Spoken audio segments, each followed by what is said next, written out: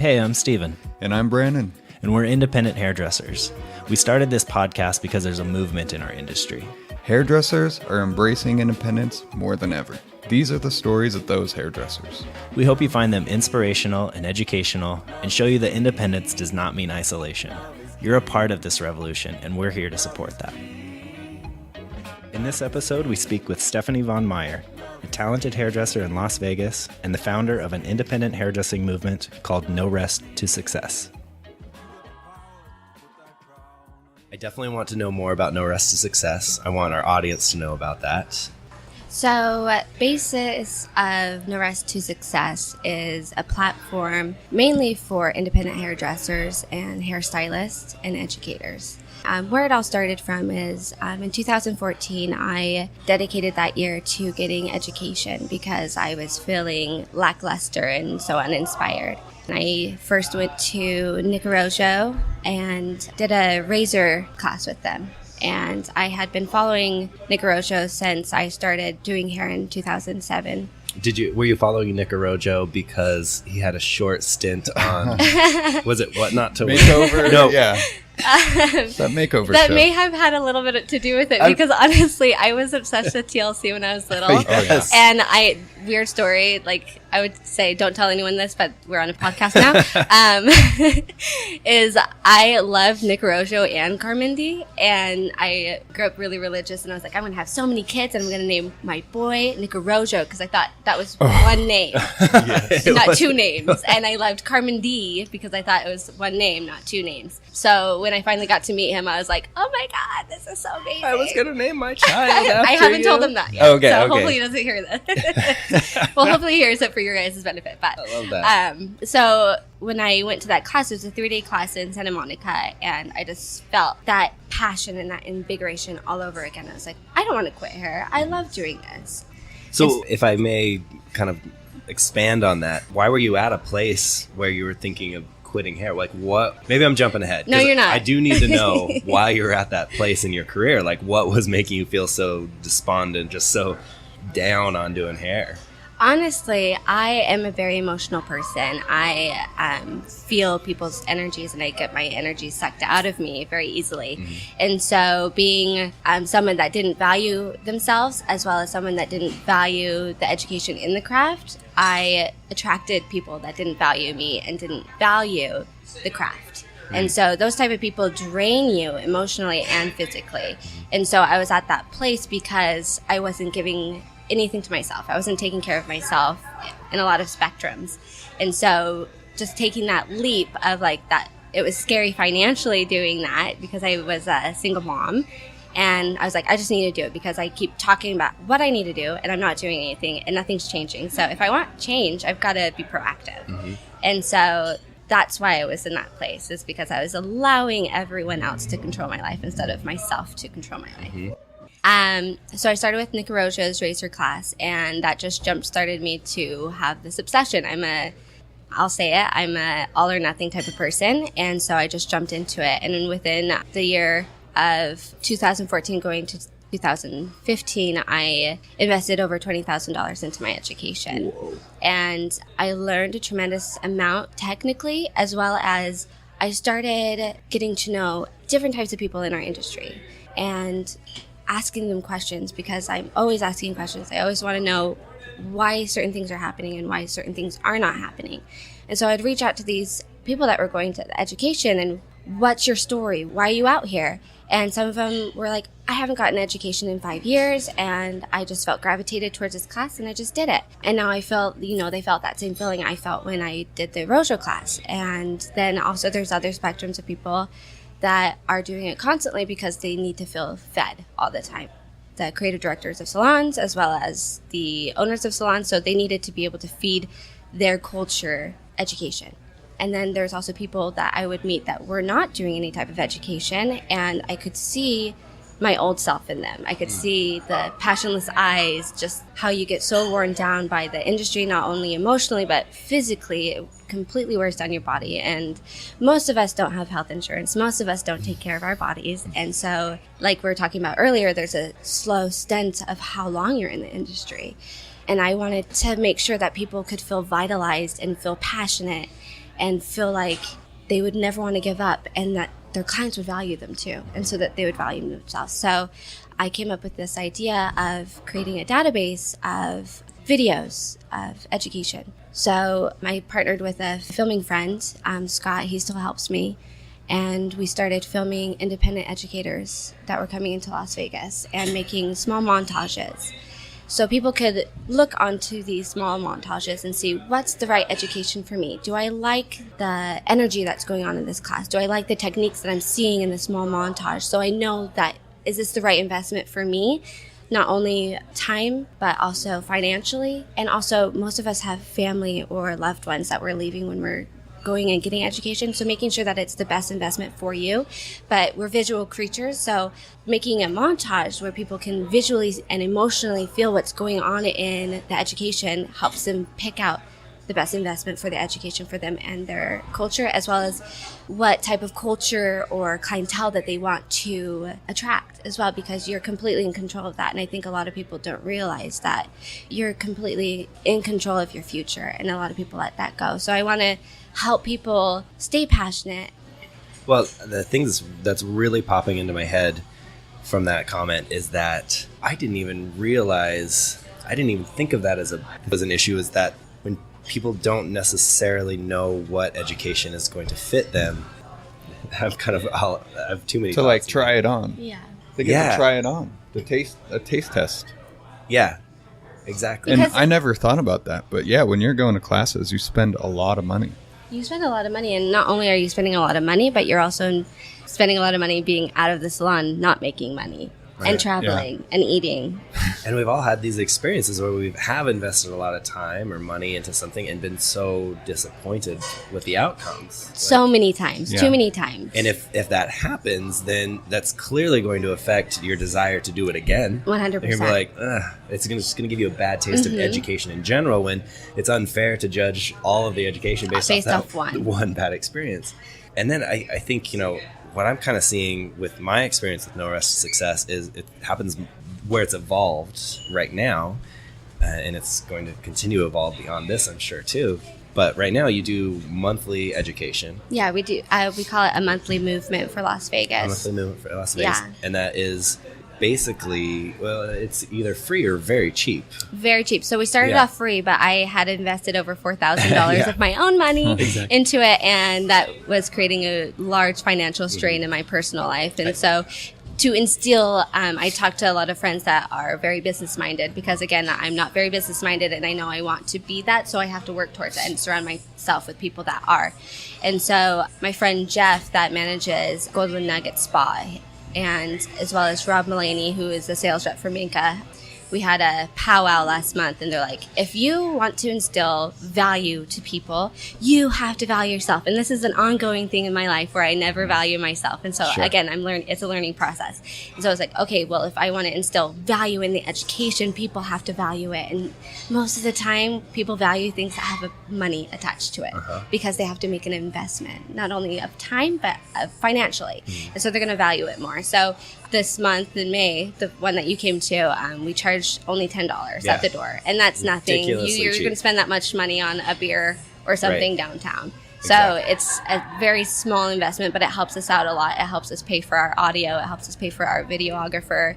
It helps us pay for flyers. It helps us pay for a lot of things. So it doesn't have to all come from me, where I could feed my child. And clearly $10 is not a prohibitive cost, The frequency is something that I think is very important, because I think about, certainly, investing in going into to see a roadshow or go out to Bumble University and things like that.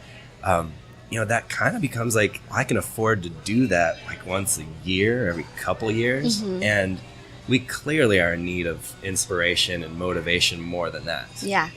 And while those things are going to be awesome, it shouldn't be the only outlet or the only place to draw that from. Completely. So to have more frequent, consistent inspiration, and what you're facilitating by something affordable and something that is consistent, people can rely on it now that hey, there's this thing going on. And then that I have actually not even checked out the videos yet. I'm really shame. I know. I have. They're amazing. Direct me. Is this through through a website or through a Facebook page? So we don't have a website yet. We're working on it. We have a YouTube page. Okay, YouTube page. Yeah. Okay, great. But that is taking it even one step further because it means it's like this on-demand inspiration, right? And which is really kind of where many industries have gone, but it has affected our industry so powerfully through sharing through social media, is that there's like on-demand inspiration anytime, and you get to curate that experience because nobody tells you who to follow on Facebook. Or like you seek out the people and things that inspire you, and you can have it anytime you want to. So really, I think you've evolved education where it's like these traditional forms of going out and paying a couple grand and spending a week, they're going to be there, and there's a place for that. But clearly it wasn't enough. Yeah. You know? So. And we live in a day and age where I feel like most of us are living a ADD or ADHD type of lifestyle. So it's like quick and consistent and ongoing. And so to adapt the human habit, I guess, in the source of the culture and the craft of hairdressing is making sure that you are innovating your education, doing that as well, because we are evolving as humans. So you have to evolve the education to go with the evolving humans. And I feel like a lot of people aren't keeping that in mind. I mean, things are so different now. It's like super fast paced. Everything you learn here and now. Yeah. I mean, how long, when you're watching YouTube or something, how long are you going to last on watching a video? I don't know. I think Brandon and I are ripe old age of 36. We might watch it to the end. But really? Yeah, I don't think we're the norm. No, you guys aren't the norm, but that's cool. Okay, so we have a little bit of background on what No Rest to Success is.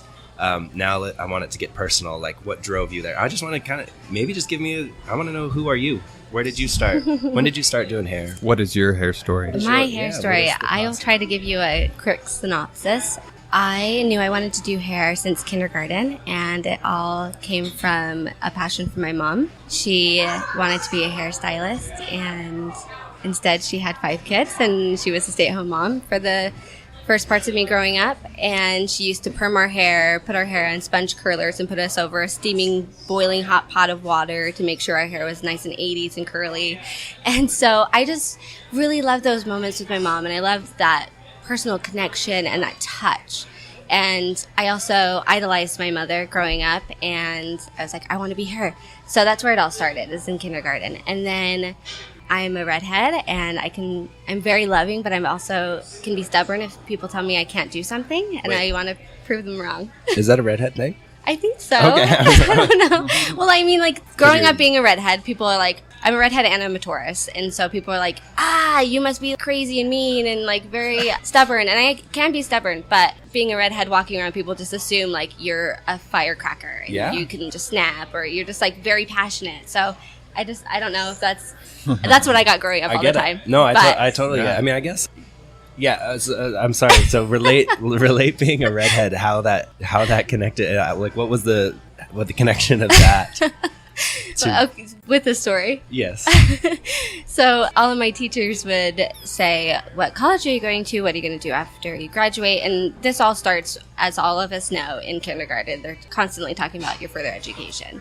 And I would tell them, I'm not going to go to college. I'm going to go to hair school. They're like, you can't do that.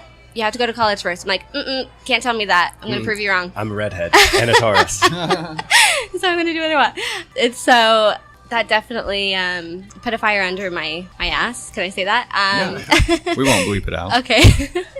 And so starting in junior high, I started coloring my friends' hair and started cutting their hair, and that went into high school, and I started cutting my guy friend's hair and my friend's brother's hair, and I just had this passion of connecting with people. I love people, and also making people feel like their true selves and having their true identity and helping them get to that place. And then I went to hair school, and that kicked me on my ass because it was I was freehanding everything. I was doing things very much from an artist standpoint with having no structure or fundamentals. And so hair school was really hard for me because I had built up this ego where I was like, I'm badass. I'm so cool. I've been doing hair for so long, but I had no idea what I was doing. And so being that stubborn person that didn't want people to tell me what to do really hindered me in my education and hindered me from the true growth I could have had. Fast forwarding into my early 20s, I got married at 21. And I had my beautiful son at 24. And unfortunately, the man that I had gotten married to was very abusive. And so that had a lot of control on my life. So I didn't do things for me, and I kind of lost myself. And with finding out I was pregnant and this wasn't planned, all of a sudden I started feeling things again. And I started thinking about, what do I want for my child? What future do I want for my child? What is the biggest lesson I want to present to him in life? And what always came back to mind was, no matter what you choose on doing with growing up and being successful, you can choose to do anything, whether it be a musician, a skateboarder. Like, I feel like that's typically what boys go for when they're younger, or being an accountant or a doctor. I don't care what you do, but I want you to be passionate about it, and I want you to know that you can be successful in whatever you choose to do. And so that was the message that I learned from carrying this child. And so with that message came action, because I'm going to interject. You're because good. How can a person really honestly, suggest that or promote that within their own children when they're not living it? Yeah, right? exactly. It's like, do as I say, but not as I do. And you really had been kind of beaten down and suppressed in that passion, starting at kindergarten from teachers saying, but then obviously to a much more severe degree, through the relationship and things like that. So I have heard that, similar inspiration come from, people in situations like that, once you apply those values to something else that you love, it turns it around and makes it apparent that you're not applying it to yourself. Yeah, exactly. So how did you make then, you had this emotional and mental transformation that needed to happen. What was the action that you just spoke of? So it all started to get a little gruesome. I'm a very natural person. I believe in like homeopathic and very natural ways of dealing with any type of health. And so I chose to have a water birth with my son and a natural birth. So no medication, no pain medication. And when I was going through that process of burying my son and birthing him, I realized how strong my brain was, how strong my willpower was, that if I could give birth to this child and go through 36 hours of immense pain and suffering, I was capable of anything. And in that time, this mantra came to my head, and it's stuck with me since. It's just a moment in time. So whenever anything gets grueling or it's hard or difficult, I just remind myself, it's just a moment in time. It's going to be over. I'm not going to remember the pain in a day, or I'm not going to remember the pain in a month. I'm not going to remember the pain in a year, but I'll remember what happened, but I won't remember what that felt like painfully. It's true. The consequence of an action or a moment continues with you. Yeah. But the moment is pretty fleeting. Yeah. The consequence, good or bad way, it doesn't matter. But that's beautiful. Thank you. And so with going through that process, it made me realize I am capable and I'm strong enough mentally to get myself out of this abusive situation. I am strong enough and capable of creating whatever future I want to. I'm capable. One of my favorite quotes is by Carl Sagan, and it's, we're all made out of star stuff. So all of us are made out of the same exact things. All of us are the same. But what we choose is what makes us different. And so I choose happiness. I choose success. I choose bringing that to other people's lives. And that's where No Rest to Success started. Yeah. You were empowered, and now you're empowering others. Yeah, definitely. And it changed my life in degrees I could never speak of. But I know when I make those connections with other people, because all of us have challenges in life, and that's what keeps me going. That's what gives me that vitalization. And that all of us are always wondering, what are we doing here? What's the purpose of life? The purpose of life is whatever you make it. And my purpose of life is to support people and give them what they need, because I lived the life where I didn't have that, and I didn't like that feeling. So I want to make sure that people that don't have what they need have it. And in turn, you're getting what you need. 100%. Well, and I think what you're doing now is something that your previous self in those moments, and whether it was career-wise or just personally, like what you've created is kind of what that person would have needed back then. Yeah. Like it could have been that turn it thing. I mean, you obviously did an amazing job completing that transformation, but on your own. but having a support system. Yeah, exactly. I don't doubt it. I was about to say, I hope somebody listening here will be inspired and they're in the same, if they're in the same situation, but it's not even hope. I'm absolutely it's kind of inevitable. sure it's going to happen. Yeah. And that's kind of what I'm learning through doing this whole process, and why we're trying to share these stories. Yeah. We're all human. We're all going through experiences. And I'm one of them already. yeah. Yes. I'm inspired. Absolutely. Oh my God. It's good to feel inspired, right? Yeah, it's good. That's really beautiful. I kind of feel like I'm not sure how we top that. So this seems like a really good How can place. we go on now? That's Nothing more to say. Let's talk about where you want to go next. Like, that's what led you here. Let's talk about what's going to happen next. And we've got to set this up for like our next episode. Our next podcast with you, because this isn't the last one. I hope not. I'm having a lot lot of fun with you guys. It's Yeah, fun. This is the best, isn't it? It totally is. It's Because so this is much what we fun. do, like when we're having coffee and we're talking. Uh-huh. And I meet here several times a week, There you and it's so fun. Like, if people were hearing the conversations that were going on with mutual-minded hairdressers, they'd realize, oh, I'm not alone. You know, there's my tribe. Totally. You know. What's next for No Rest to Success?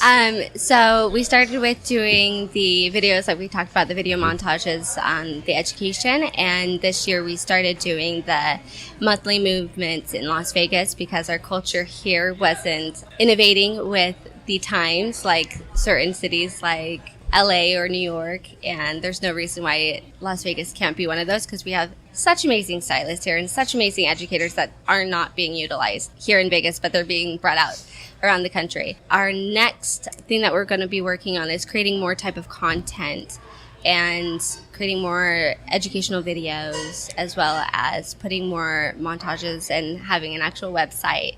And then with the future, what we really, really, really feel passionate about is innovating the hair school epidemic kind of thing that's going on right now. Yes. And so that will definitely be something that we're passionately working towards, and getting more studying and more information about what's going on in other countries and other cultures, and seeing what works and what doesn't work, because what's not working currently here in the U.S. needs to change. Because how many years have we all been going to hair school, and we were basically paying over $20,000 for shitty education, and they're taking advantage of the culture. And I feel like that's a lot of the reason why people fizzle out so fast, because financial strain, I believe strongly, is one of the main culprits of stress and why people give up. Yeah. Well, I think, you think of the scenario of someone fresh out of hair school with that kind of debt, likely debt, and it's hard enough to get the ball rolling with a clientele. I don't know, you're moving into an assisting situation,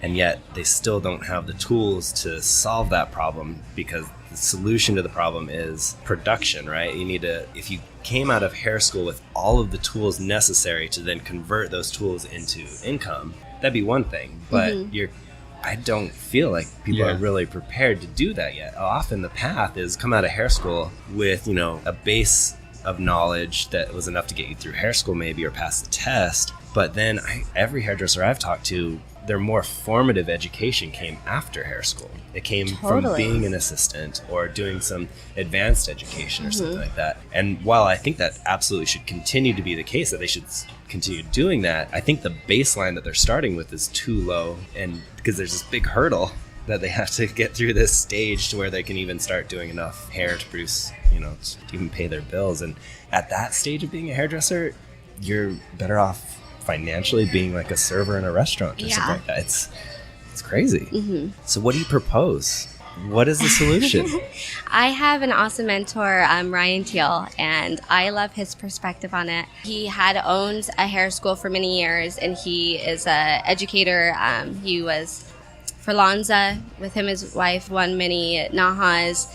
He's currently the director of education internationally for J. Beverly Hills, and he is someone that constantly asks questions and pushes boundaries. So I definitely have him on a podcast. I want to ask you guys a question, because it's something that's in my mind, and it actually came up in Utah recently. What do you think about not having hair schools? I love that idea. Okay. That's very interesting because At least people would get going right away on the right track I agree. And instead of on the wrong foot. You know? Yeah. Right. The wrong 2 feet, not just Yeah. one. Yeah.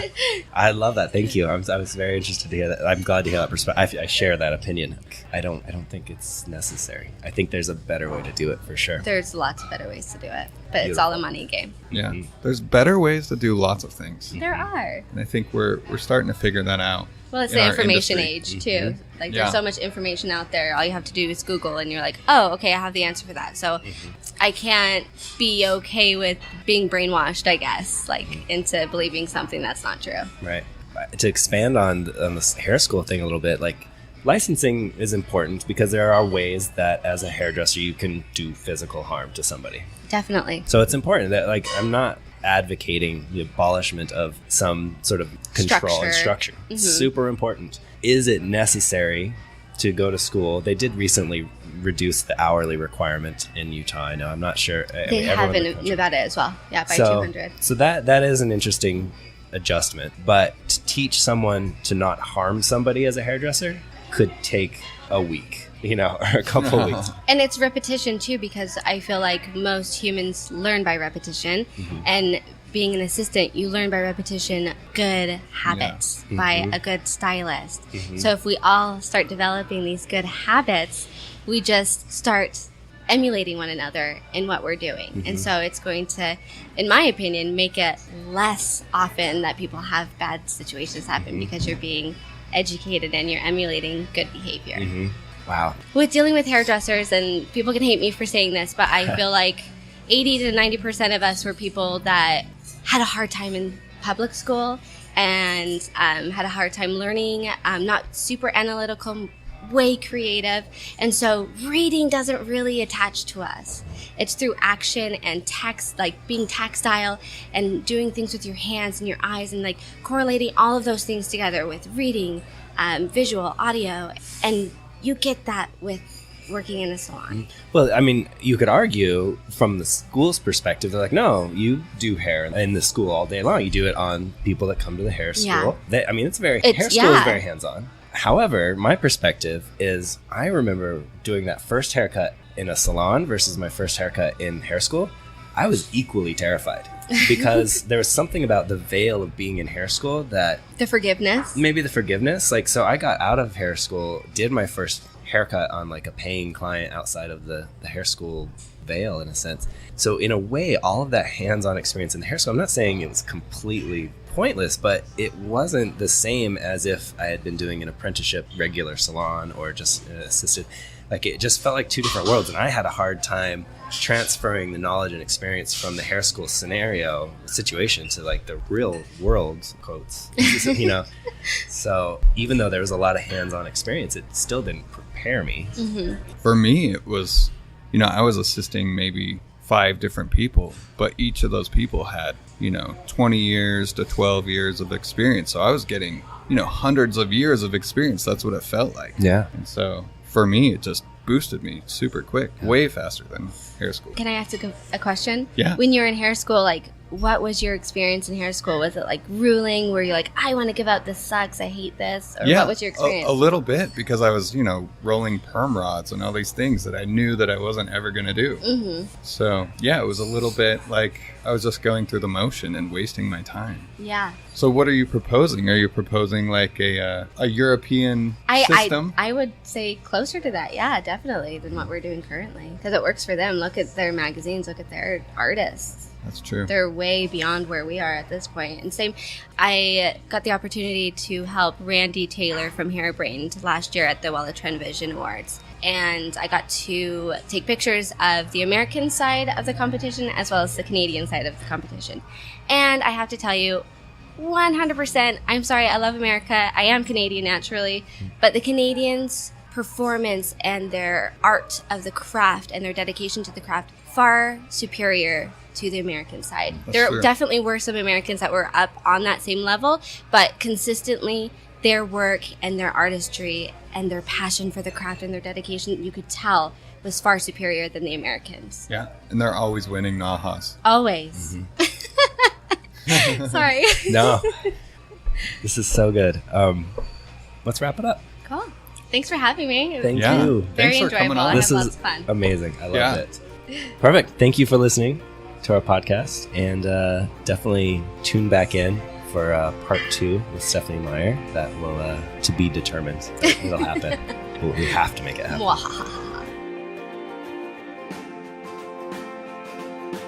Thank you for joining us for this episode. We hope you liked it as much as we loved making it. For more information about us, our guest, or anything else you heard today, please go to detergentinsurgents.com.